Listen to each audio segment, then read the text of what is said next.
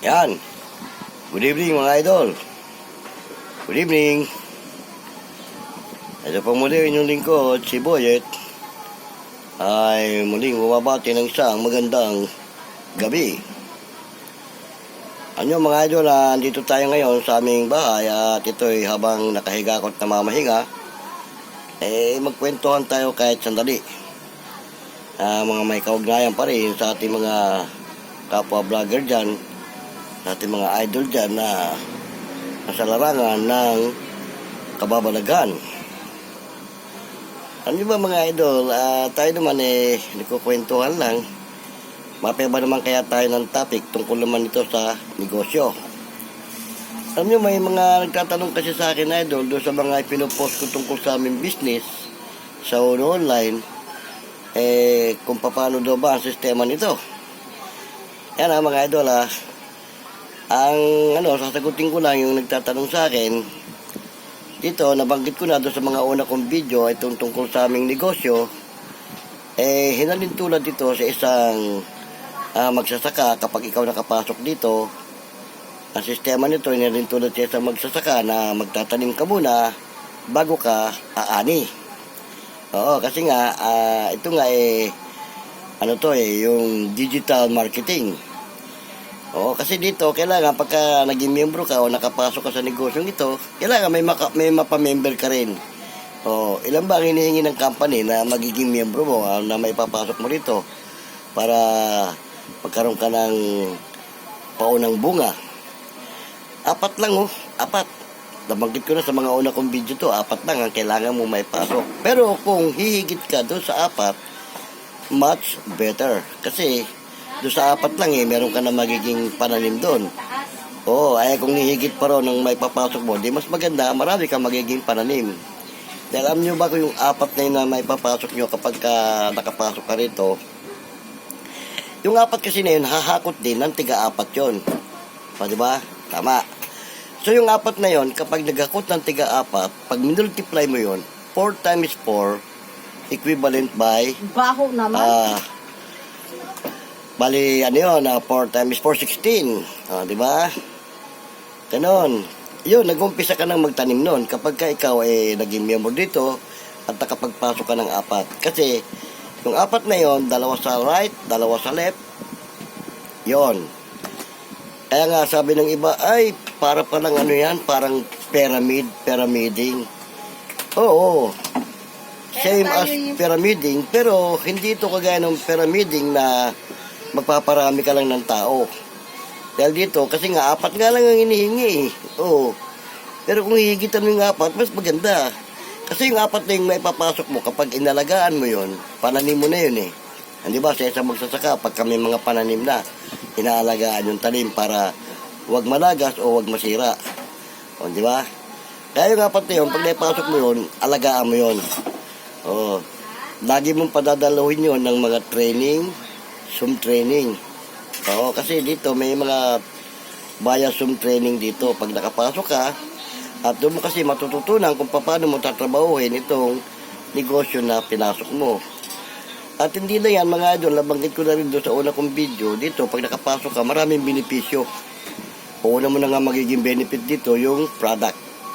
Oo, di ba? Plus, magkakaroon ka rito ng insurance na nagkakahalaga ng 120 o kasama ang 6 na miyembro ng pamilya mo.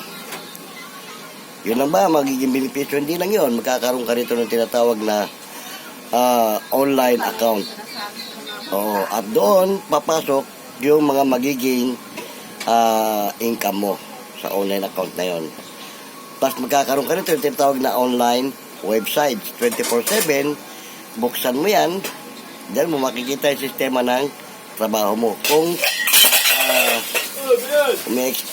umi-improve ba o hindi. Tapos dito yung tinatawag na time freedom.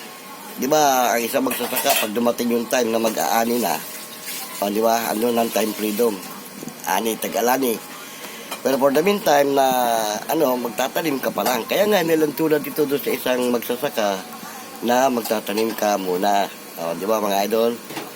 Ganun lang kasimple ang ano namin ito. Kaya doon sa nagtanong sa akin, ito ang sagot ko. Oo. Kaya kung ikaw na nakakapanood ng video kong ito, idol, at desidido ka, PM mo lang ako. O anytime. Tapos kung gusto mo, magkita tayo, samahan kita sa aming office para masabi mo naman na hindi scam itong aming negosyo, di ba? Tama. Kasi yung iba nagdududa, baka scam, ganun, kasi through Facebook lang, social media. Hindi. Saka yung mga pinupost ko na yun, sa office talaga yun nanggagaling, sa mga business partner natin. Kaya kung interesado ka, kahit hindi ka na muna magpamembro, sama ka lang doon para ma-observe mo yung sistema ng negosyo doon sa aming opisina. Di ba? Tama mga idol. Ano lang, yan, salamat ng marami sa maikling sandaling ito. Sana may nakuha kayong konting idea tungkol dito sa aming negosyo. Base rin sa nagtatanong sa akin na sinagot ko lamang. Kaya sabi ko nga, sanay tayo sa programa na tungkol sa mga kababalaghan, mga ini-explore ng ating mga kapwa idol dyan at mga iba pa. Ito naman, mapaiba naman tayo. Di ba? Dito naman tayo sa parte ng negosyo. Pero susundot pa rin tayo ng mga tungkol sa ating mga idol na nag-explore. Gaya nung napanood ko nung nakaraang gabi, tungkol doon sa... Excuse me muna.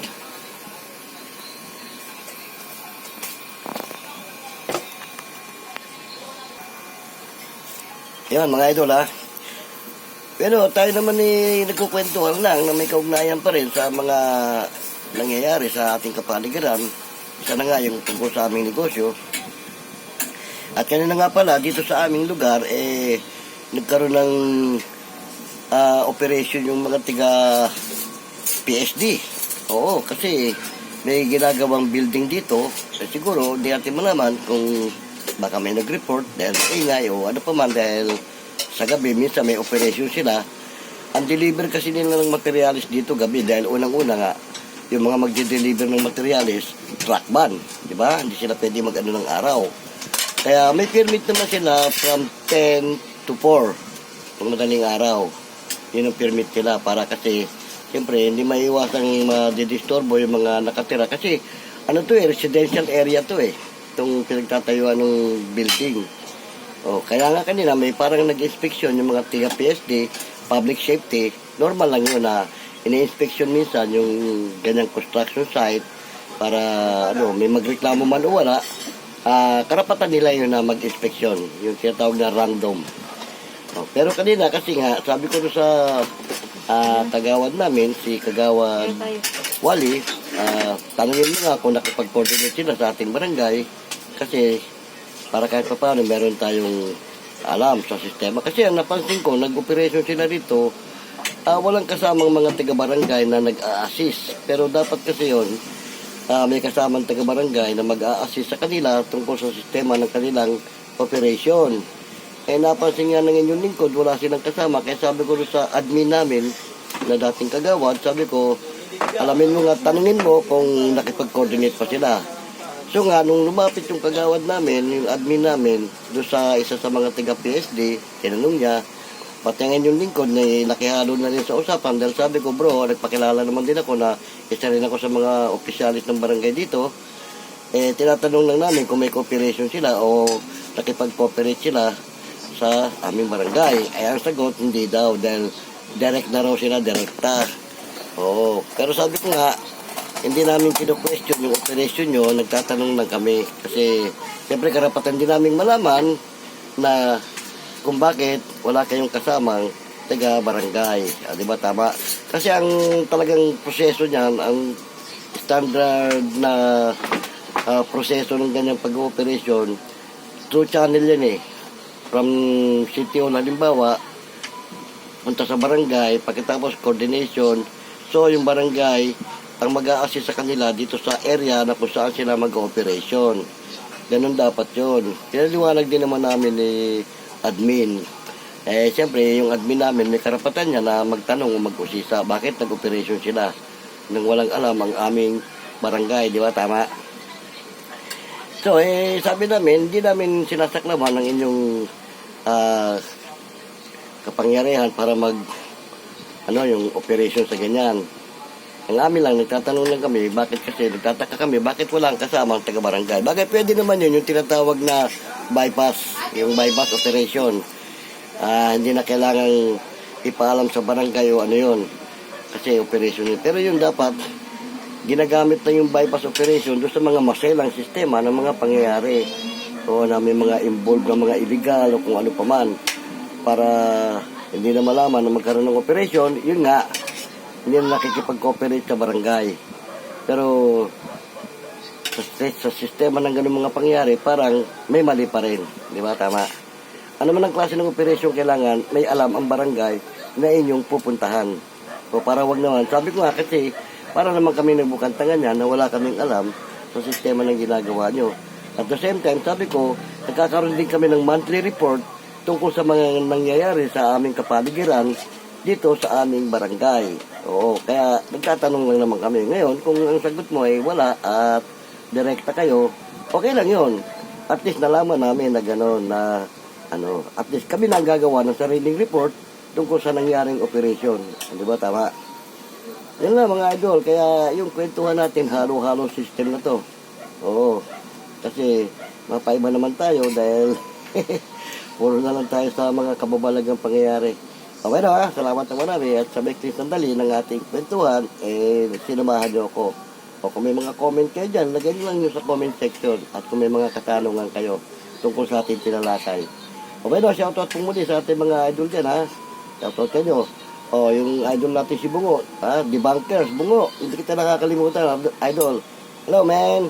O, ganun din yung ating idol dyan, ha, si Ed Kaluwag at yung iba pa dyan, si Commander Bantugan, sila, yung mga kapwa natin, mga, dyan, idol natin. Shoutout kayo yung lahat, ha. At muli, binabati ko kayo ng isang magandang gabi. Okay na, mga idol, ha. Kung muli, yung lingkod, si Boyet, hanggang sa muli.